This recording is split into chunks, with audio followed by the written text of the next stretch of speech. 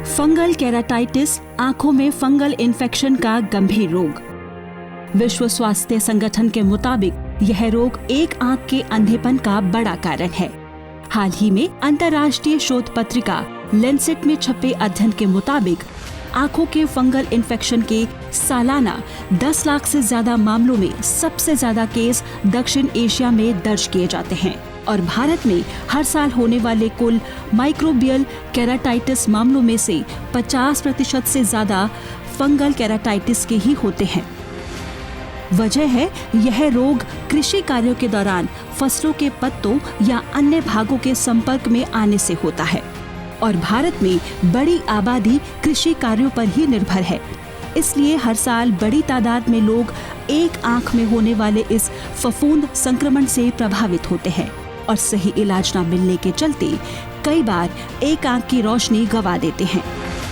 ये फंगस जो प्लांट्स के ऊपर उग रहा है, पौधों के ऊपर उग रहा है, उसको मौका मिल जाता है हमारी आंख के अंदर जाने का और वहाँ पे बैठ के अपना ग्रोथ दिखाता है और उसकी वजह से आँखों में जलन, लाली और सूजन और कई बार आँख का मतलब दिखना भी बंद हो सकता है। तो ये कुछ चीज़ें हैं जो फंगल इन्फेक्शन को थोड़ा सा सीरियस बनाती हैं इस चीज़ को लेकर। अब भारतीय प्रौद्योगिकी संस्थान दिल्ली की वैज्ञानिकों ने इस दिशा में उम्मीद की किरण जगाई है। कुसुमा स्कूल ऑफ बायोलॉजिकल साइंसेज के शोधकर्ताओं ने इस रोग के खिलाफ कारगर एंटी फंगल प्रविधि विकसित की है। संपूर्ण महिला शोध दल द्वारा विकसित ये तकनीक फंगल केराटाइटिस के विरुद्ध प्रभावी हो सकती है।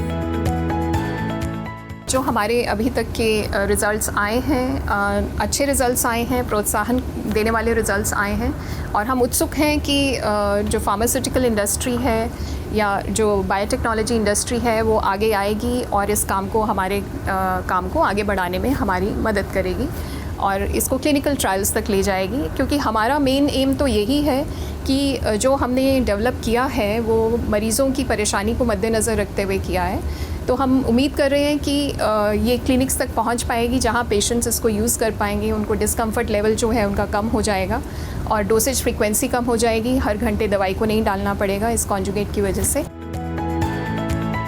असल में केराटाइटिस रोग के लिए दवाएं तो उपलब्ध हैं लेकिन ज्यादा प्रभावी नहीं हैं।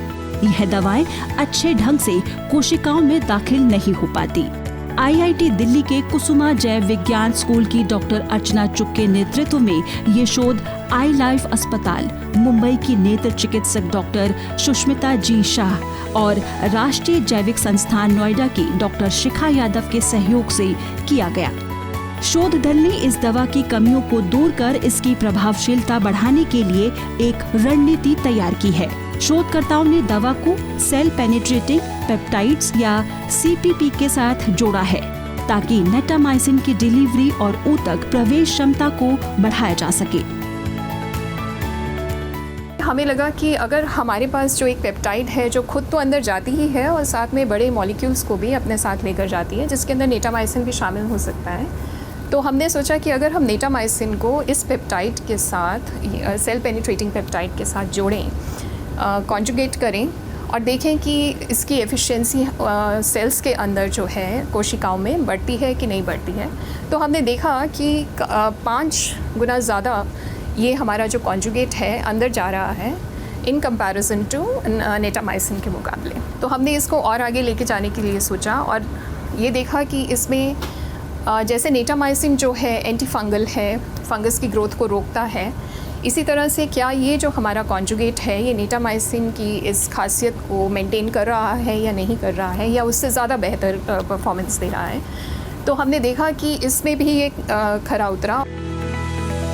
जानवरों पर परीक्षण के दौरान नई रणनीति से तैयार दवा 5 गुना तक अधिक सक्षम साबित हुई है। जहां पारंपरिक नेटामाइसिन 13% तक प्रभावी मानी जाती थी, उसकी तुलना में नया समाधान 44% तक प्रभावी पाया गया है।